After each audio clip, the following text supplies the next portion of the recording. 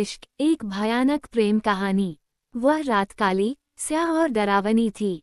बारिश तेज हो रही थी, बिजली कड़क रही थी और ठंडी हवा हड्डियों तक कंपकंपी पैदा कर रही थी।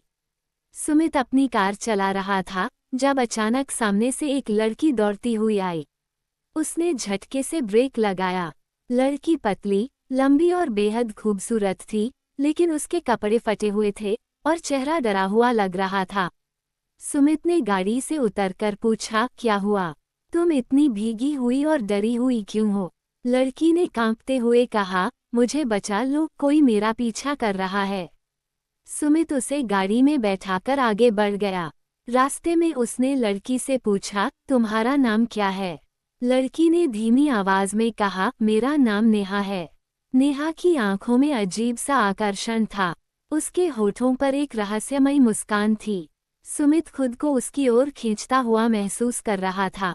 जब वे सुमित के फार्म हाउस पहुंचे तो उसने उसे अंदर आने के लिए कहा। घर के अंदर आते ही नेहा ने अपने भीगे कपड़े उतारने शुरू कर दिए।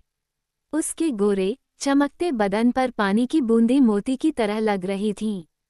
सुमित के दिल की धड़कन तेज हो गई। नेहा ने उसके करीब आकर फुसफुसाते हुए कहा, तुम मुझसे डर तो नहीं रहे? सुमित ने हंसते हुए कहा, नहीं, लेकिन तुम्हारे बारे में जानने की उत्सुकता जरूर हो रही है। नेहा ने अचानक उसका चेहरा अपने नाखूनों से सहलाया और बोली, अगर जान जाओगे तो शायद भाग जाओगे।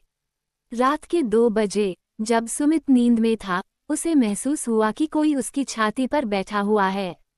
उसने आंखें खोली तो देखा कि नेहा उसकी छाती पर बैठी थी, मगर अब उसकी आंखें पूरी तरह काली थीं, चेहरे पर एक डरावनी मुस्कान थी और उसके दांत नुकीले हो चुके थे।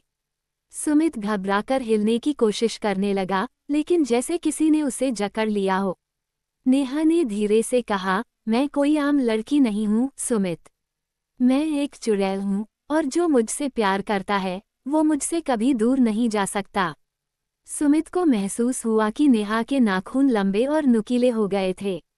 उसने झटके से खुद को छुड़ाने की कोशिश की, लेकिन नेहा की पकड़ बहुत मजबूत थी। नेहा ने धीरे धीरे अपनी उंगलियों को सुमित की गर्दन पर फेरा और फिर उसके होठों पर अपने ठंडे होठ रख दिए। सुमित की सांसें तेज हो गईं। उसका डर धीरे धीरे एक अजीब से रोमांच में बदल रहा था। नेहा ने उसकी शर्ट खोल दी और अपने नाखून उसकी छाती पर फिराने लगी। सुमित का शरीर पसीने से भीग गया था। वो इस अजीब सी उत्तेजना और डर के मिश्रण में खो चुका था। नेहा ने धीरे से उसके कान में कहा, मुझे अपनी बाहों में भर लो, लेकिन याद रखना, इसकी कीमत तुम्हारी आत्मा होगी। सुमित अब पूरी तरह नेहा के वश में आ चुका था। उसने नेहा को अपनी बाहों में कसकर पकड़ लिया, लेकिन तभी उसे एक तेज दर्द महसूस हुआ। नेहा ने उसके कंधे पर अपने दांत गड़ा दिए थे। खून टपकने लगा और सुमित के शरीर में ठंड सी दौड़ गई। सुबह की पहली किरणों के साथ ही नेहा गायब हो चुकी थी, लेकिन सुमित का शरीर बेजान सा हो गया था। उसके शरीर पर गहरे निशान थे और उसकी आंखों में एक अजीब सा खालीपन था। रात होते ही सुमित की आंखें काली पड़ने लगी, उसके दांत नुकीले हो गए और उसके अंदर एक नई भूख जाग उठी, खून की भूख। अब वो भी उसी श्राप का हिस्सा बन चुका था। अब वो भी किसी और को अपने जाल में फंसाने के लिए तैयार था।